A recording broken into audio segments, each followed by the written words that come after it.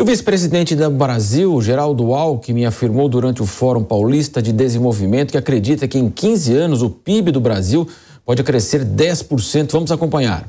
A simplificação pode ajudar e estimular investimento, estimular exportação e ajudar a indústria para poder ter um crescimento maior. Claro que todos vão ser ouvidos. A ideia não é tirar de um município ou de um estado passar para outro, mas é você ter uma neutralidade federativa. Mas há um estudo que mostra que em 15 anos o PIB do Brasil pode crescer 10%, porque essa é uma reforma que traz eficiência econômica. E vamos justamente permanecer na economia, porque uma estimativa para a inflação brasileira sobe para 6,03%, segundo dados do Boletim Focus, que foi divulgado hoje pelo Banco Central. Vamos agora entender esse cenário com o CEO e também sócio da FMB Investimentos, o Fernando Bento. Fernando, bom dia, prazer tê-lo conosco. Vamos aproveitar esse gancho aí do vice-presidente Geraldo Alckmin.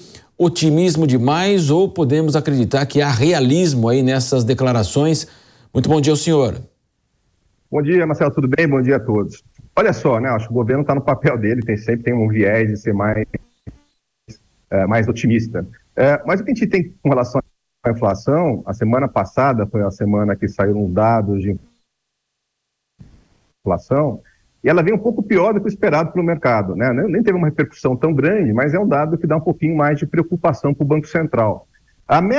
O desafio para o Banco Central continua grande, né? A inflação, de uma forma geral, ela vem caindo, né? A gente tem vivido um momento aí de deflação, mas num ritmo que é aquém do que todos nós desejávamos, né? Não é no ritmo que todo mundo gostaria para poder, de fato, baixar a taxa Selic. Então, eu acho que temos desafios ainda grandes pela frente.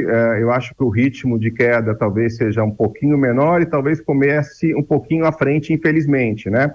Mas é melhor que seja assim, né? Você precisa começar um processo aí de queda de juros e crescimento que venha dessa queda de uma forma mais sustentável, né? A gente já viu que a história que não funciona a gente tentar baixar juros na marretada, né? No grito, na canetada. Então, é melhor que seja assim. A gente torce, né, para que as expectativas inflacionárias caiam, assim como a própria inflação corrente, num ritmo um pouco maior, mas temos que aguardar esses dados. Eu acho pouco provável, aproveitando até o gancho, que a gente já tenha uma queda no próximo cupom dos juros. Existem alguns analistas começando a falar nisso. Eu vejo isso como improvável, talvez fique mais para setembro. De toda forma, né, o viés, assim, a visão de todos é que tenha, de fato, uma queda de juros aí no tempo. Os juros futuros, que são os mais importantes para a economia geral, né? Ninguém está tomando dinheiro só no curto prazo, você tem que olhar a perspectiva de longo prazo, e esses juros se realmente estão com um patamar mais baixo do que há um mês atrás. Então, a gente vem vivendo, né, um período de mais otimismo. A própria semana passada foi extraordinária para a Bolsa, né? A Bolsa foi a Bolsa brasileira foi a Bolsa que performou melhor dentre todas as demais na semana passada. Fernando Bento, economista, agora a pergunta do nosso comentarista Cristiano Vilela. Fernando Bento, bom dia, satisfação falar com você aqui na Jovem Pan. Como você bem disse, né, nós estamos aí talvez com um viés de que nos próximos meses tenhamos uma redução da taxa de juros. Na sua visão, a taxa de juros nesse patamar de 13,75, ela foi importante para conter um amplo crescimento da inflação, para controlar o processo inflacionário no Brasil, lembrando que é uma taxa de juros que já vem aí por alguns meses, desde o ano passado. Qual que é a sua leitura acerca desse volume da taxa de juros atual? Então, de fato, primeiro, bom dia, é um prazer falar com você. Veja, de fato é uma taxa muito alta, né? Não tem dúvida. O que incomoda um pouco é que ela tem sido, a despeito de ser bastante elevada, o impacto que a gente tem tido, tanto na inflação corrente quanto nas expectativas, tem sido um pouco mais lento, né? Então, isso que a gente acha que precisaria, de alguma forma, acelerar. E tem várias razões para isso, né? E a gente até lembra que o próprio discurso do governo, né, contra, digamos, a independência do Banco Central, atrapalhou muito esse processo, né? Então, em certa medida, todos esses ruídos que vieram com esse novo governo, com relação aí Banco Central, taxa de juros, acabam atrapalhando, é um tiro no pé, né? Acaba atrapalhando o processo aí de queda de juros. Mas foi sim importante, né?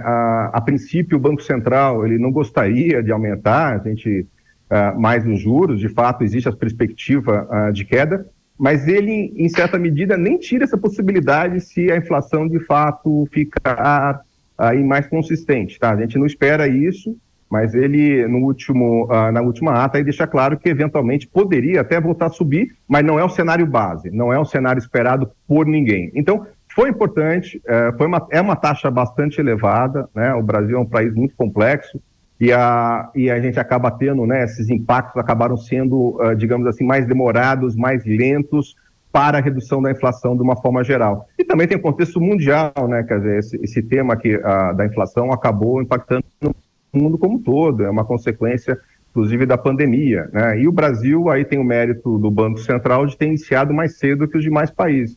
Então, o Brasil subiu bastante os juros, acredito que vai ficar nesse patamar, talvez com mais 1, 2 reuniões, e a partir daí começa aí a redução, né, dos juros.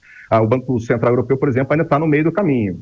O Banco Central Americano, o Fed, provavelmente já atingiu aí o seu patamar, o seu pico, mas sempre é dependente de dados, né, dados futuros que vão estar ditando aí a sequência, né,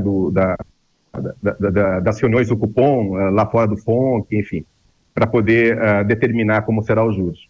Mas estamos mais otimistas, né? Eu acho que uma semana passada boa, existe a parte fiscal que precisa ser endereçada, vocês já comentaram bastante hoje, inclusive, é um tema relevante, e a parte tributária logo em seguida. Então, a gente espera que saia do Congresso uma reunião, provavelmente entre hoje e amanhã, né, como vocês comentaram, e talvez um pouquinho mais dura com relação a você responsabilizar o governo por um eventual não atingimento aí de uma meta fiscal. É importante ter um pouquinho mais de deixar um pouquinho mais duro esse processo para evitar, né, como foi encaminhada a norma fiscal, ela deixa o presidente, eventualmente o presidente do governo federal assina uma carta explicando por que não atingiu e parece muito pouco. Então, todas essas questões vão ajudando, mas nós estamos numa maré, digamos assim, estamos numa tendência mais positiva nesse último mês. A gente espera continuar nesse processo.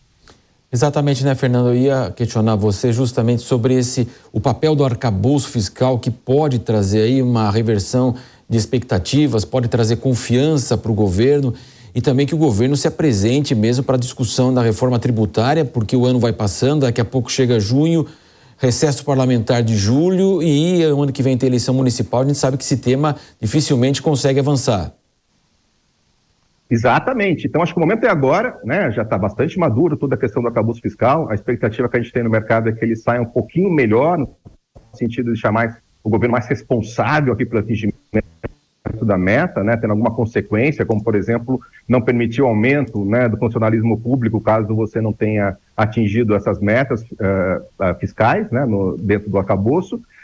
E em seguida a parte tributária, que também é extremamente importante. O momento é agora, né, Marcela, como você comentou, não adianta deixar postergar muito para frente esse processo, que vai ficar cada vez mais difícil. Então, no momento, a gente está ganhando tração, essa discussão, eu entendo que está no momento correto para colocar, para pautar no Congresso e obter essas aprovações. Primeiro vai estar o marco, que já está bem mais avançado, e daí tem a questão tributária, que a gente está tentando aprovar algo mais racional há muito tempo, né? E esperamos que agora a gente consiga.